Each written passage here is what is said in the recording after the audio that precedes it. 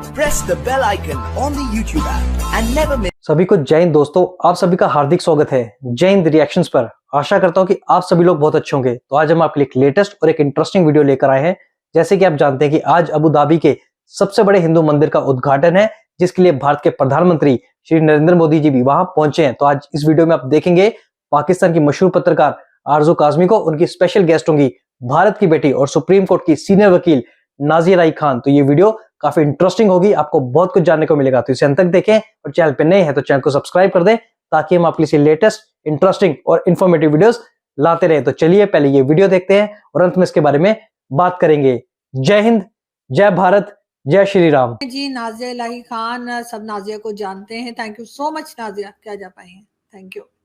हर हर महादेव, जय जय श्री राम, वंदे मातरम, भारत माता की जय। Thank you so much Anju ji मुझे इनवाइट करने के लिए। Thank you Nazia. एक बड़ी ही इंटरेस्टिंग और बहुत जबरदस्त किस्म का एक इवेंट जो है वो यूएई ने किया है, मंदिर की इनॉग्रेशन। और मैं तो बिल्कुल प्लान कर रही हूँ कि कब जाकर मैं वहां पे मंदिर को विजिट करूँ और देखूं कैसा बना है।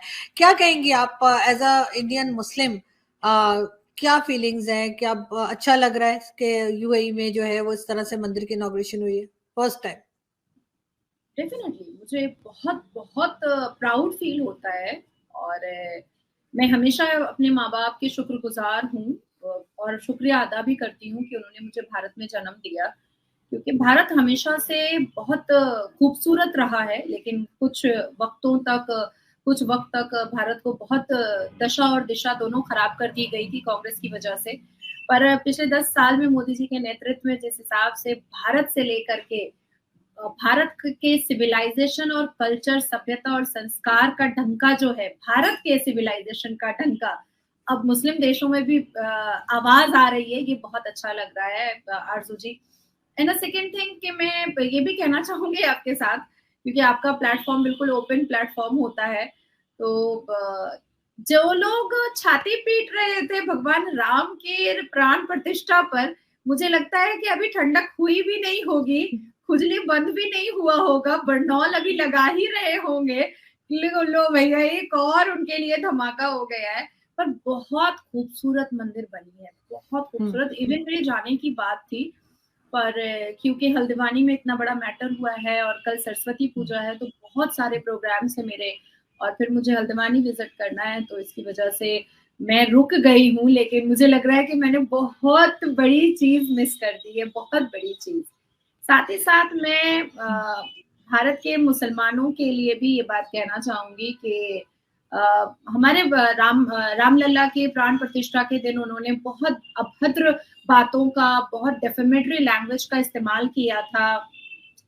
जोड़ा अवेसी में से जो शिरवानी अवेसी हैं और कुछ शिरवानी साहिबा हैं, उन्होंने लंबी लंबी बातें की थी।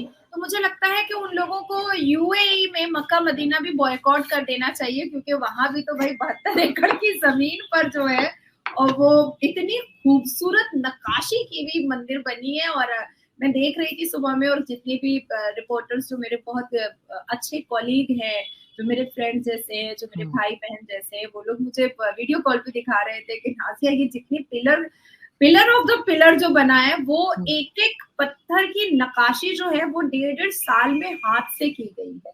तो ये मुझे देख करके आंखें लग रही थी ना कि यार मैं यहाँ क्यों अटक गई, मुझे तो वहां जाना चाहिए था। और मतलब भगवान राम की जो मूर्ति बिठाई गई है, राधा कृष्ण की जो मूर्ति बिठाई गई है, मतलब इतना खूबसूरत मंजर हो रहा है। मुझे तो ऐसा लग रहा है कि सेकंड अयोध्या हो गया है, वो सेकंड अयोध्या पार्ट 2 वहां नजर आ रहा है। तो बहुत अच्छा लग रहा है।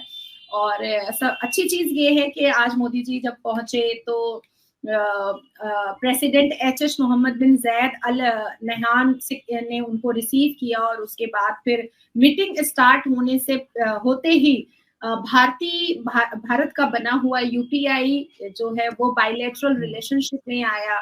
उसके बाद फिर मोदी जी ने जब बैठ करके बातचीत किया तो आईमैक कॉरिडोर के बारे में उन्होंने जैद जी से बात किया, और उन्होंने कहा कि बिल्कुल यूएई से लेकर के, भारत से लेकर के जो भी आईमैक कॉरिडोर में आते हैं, इकोनॉमी तो बूस्ट करेगी ही करेगी, पर हर वो देश जो आईमैक कॉरिडोर में आ रहा है, उनके लिए, उनके आने वाले उस देश के सिटीजन के लिए एक बहुत ब्राइट फ्यूचर भी नजर आ रहा है, बहुत ब्राइट फ्यूचर। और मुझे लग रहा है कि जिस तरह से अक्टूबर में मोदी जी ने एक बहुत बड़े मीटिंग में कहा था ऐसे करके कि भाई तीसरे पोजीशन, थर्ड टर्म था और थर्ड पोजीशन पर हम जाएंगे इकोनॉमी में, पर जितने प्रोजेक्ट्स और जितने बायलैटरल रिलेशनशिप्स और जितने मतलब इनहैंस करता हुआ भारत को मैं देख रही हूँ, उसमें मुझे ऐसा लगता है कि नंबर 2 पे हम विद इन 6 to 7 मंथ के अंदर हम नंबर 2 पे पहुंच जाएंगे। बिकॉज अगर आंकड़े निकाले जाएं या जीडीपी निकाला जाए तो इन डेटा हमें 7.9 दिख रहा है, पर मुझे लगता है 2-3 महीने के अंदर और लोकसभा इलेक्शन के वक्त मुझे लगता है 7.10 तक पहुंच जाएगा। तो आने वाले 7-8 महीने में हमारी इकोनॉमी, हमारे भारत की इकोनॉमी को नंबर 2 पोजीशन पर पहुंचने से कोई नहीं रोक सकता है, बिकॉज भारत अब इनहैंस कर रहा है, भारत अब फैल रहा है, ना कि सिर्फ हमारा सिविलाइजेशन और हमारा कल्चर फैल रहा है, बल्कि हमारे बायलैटरल रिलेशन और हमारा मेड इन भारत का की जितनी चीजें हैं वो भी फैल रही हैं। अभी मैं जब पानी पी रही थी, ये भी मैं भारत का ही बना हुआ है तो बहुत खुशी होती है, बहुत खुशी होती है। मगर कहीं ना कहीं नाज़िया, ऐसा नहीं लगता आपको कि जो एक इम्प्रेशन है जो काफी हद तक सही भी है हिंदुस्तान पाकिस्तान के मुस्लिम्स का, कि हमको हर चीज में प्रॉब्लम रहती है, जो भी किसी दूसरे रिलीजन से रिलेटेड हो तो हम उसके बारे में नेगेटिव बोलते हैं, लेकिन गल्फ कंट्रीज ने इस चीज को बिल्कुल अलग से लिया है। और इससे पहले आपने देखा कि सऊदी अरब में जो है वो आपके यहाँ की जो यूनियन मिनिस्टर है आई थिंक, वो गई थी और उनको बड़ा वेलकम किया गया। और अब जो है वो अबू धाबी में जो है इस मंदिर की इनॉग्रेशन को देखकर थोड़ा सा इम्प्रेशन मुसलमानों का बेहतर होगा कि सब लोग एक जैसा नहीं सोचते, कुछ लोग ऐसे भी हैं जो हर रिलीजन को एक्सेप्ट करते हैं, हर रिलीजन की रिस्पेक्ट करते हैं। देखिए, हमारे 5 अरकानों में सबसे अफजल अरकान तो हज और उम्रा है, इस बात को तो कोई इनकार नहीं कर सकता है। और पाकिस्तान के मुसलमान से लेकर के भारत के मुसलमान तक को मैं ये बता देना चाहती हूँ कि हम में से बहुत लोग हैं, मुझे लगता है 70% जो 5 वक्त नमाज नहीं पढ़ते, तो रोजा नहीं रखते, लेकिन हज करना जरूर चाहते हैं, हज जरूर करना चाहते हैं। तो जो लोग पाकिस्तान से लेकर के भारत के मुसलमान तक जो चिल्ला रहे हैं, तो क्या वो मक्का मुअज्जमा और मदीना मुनव्वरा को क्या वो बॉयकॉट कर सकते हैं? द सेकेंड थिंग इज कि हमारा इस्लाम जो है वो तो खुद बहुत इनहैंस हुआ है, बहुत ज्यादा मॉडिफाई हुआ है, तौरात, जबूर, बाइबल, इंजील, तब कुरान आया है, तो मॉडिफिकेशन तो हमारे इस्लाम में है।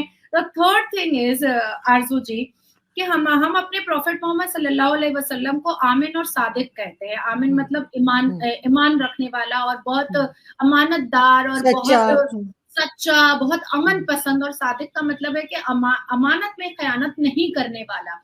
तो मुझे ऐसा लगता है कि भारत और पाकिस्तान के मुसलमानों को भी ये चीज सीखनी चाहिए और समझनी चाहिए कि जब हम अपने सबसे बड़े अफजल अरकान को वही यूएई में करने के लिए जाते हैं और तब कहते हैं कि हमारे सारे गुनाह हैं वो धुल गए हैं, हम तो पैदा हुए हुए बच्चे हो गए हैं, अब तो हम सीधा जन्नत जाएंगे, तो जब वो अपने आप को मॉडिफाई करने को तैयार है, जब यूएई अपने आप को एनहांस करने को, ब्राइट करने को, शाइन करने को, दुनिया के साथ कदम से कदम मिलाकर चलने को तैयार है, हर एक लिबरल और मॉडर्न चीजों को अडेप्ट करने को तैयार है, तो मुझे लगता है कि हम लोगों को पीछे नहीं हटना चाहिए। द फोर्थ थिंग इज कि हमारे कुरान का पहला वर्ड, हालांकि कुरान में पहला वर्ड इकरा नहीं है, अलम्दो शरीफ है, लेकिन हम पढ़ते यही आए हैं, समझते यही आए हैं कि कुरान जब नाजिल हुआ था तो सबसे पहला वर्ड इकरा का आया था, जिसका मतलब है एडुकेशन।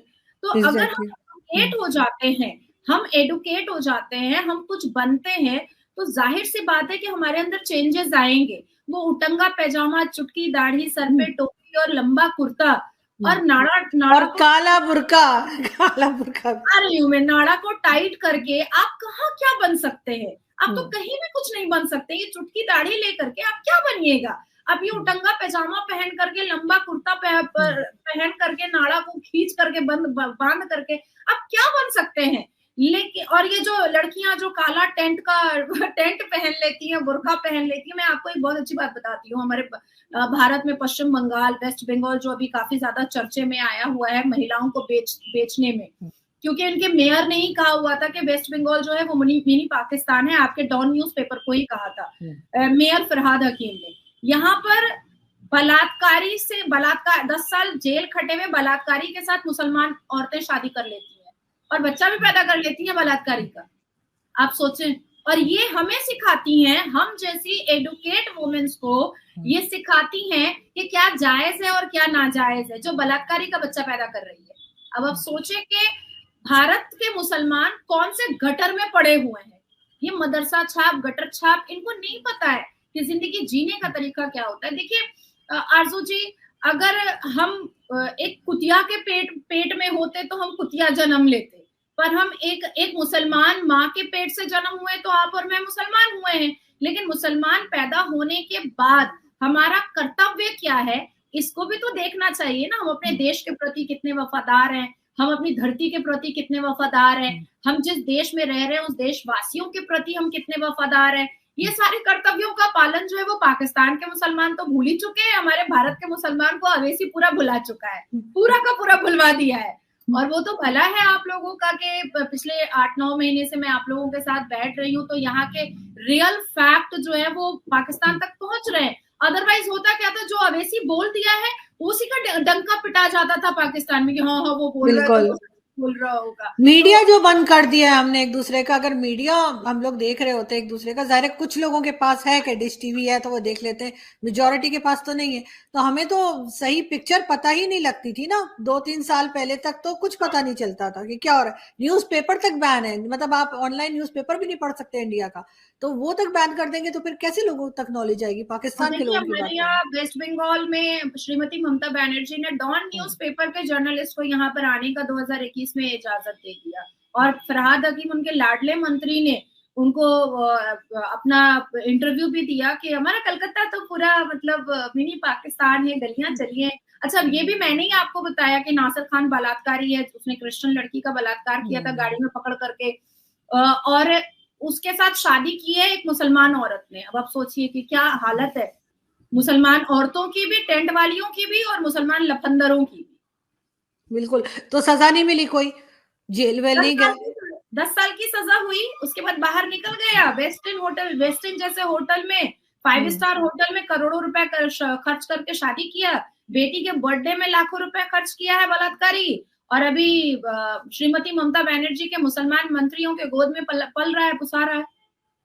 तो मुसलमान लड़कियों को फर्क नहीं पड़ता है, हाफिज सईद की बीवी बन जाएगी, याकूब मेमन की बीवी बन जाएगी, लश्कर तैयबा की बीवी बन जाएगी, पता नहीं शौक होता है या पता नहीं मजबूरी होती है, पर मालूम नहीं। दोस्तों आशा करता हूँ कि वीडियो को आपने अंत तक देखा होगा और हमेशा की तरह आरजू काज़मी जी और नाज़िया लाइक खान जी का ये पूरा डिस्कशन आपको काफी पसंद आएगा और ये वीडियो आपको काफी इंटरेस्टिंग लगी होगी। और खासकर नाज़िया लाइक खान जी के जो व्यूज हैं उन्होंने आपको काफी ज्यादा प्रभावित किया होगा। और खासकर अगर मैं बात करूं इस मंदिर की जो कि यूएई में बना है, तो सबसे पहले हर एक सनातनी को और हर एक भारतवासी को इसके लिए बहुत सारी शुभकामनाएं और बहुत सारी बधाई। इसी से हम देख रहे हैं कि सनातन धर्म का जो प्रभाव है वो खासकर इन इस्लामिक देशों में कितना जबरदस्त तरीके से पड़ रहा है, चाहे वो यूएई हो चाहे सऊदी अरेबिया हो, जो खासकर इस्लाम के गढ़ माने जाते हैं। हम देख रहे हैं वहां पे भी अब लगातार मंदिर बन रहे हैं। और दूसरी ओर हमने देखा कि कतर के साथ भी भारत के रिश्ते अब बेहतर हुए हैं। जैसे कि हम जानते हैं कि हमारे 8 नेवी के ऑफिसर्स भी कतर से वापस आए, जो कि खुद एक कटर देश माना जाता है, पर हमने देखा भारत की कूटनीति काम आई और कतर ने भारत के 8 नेवी ऑफिसर्स को रिलीज किया।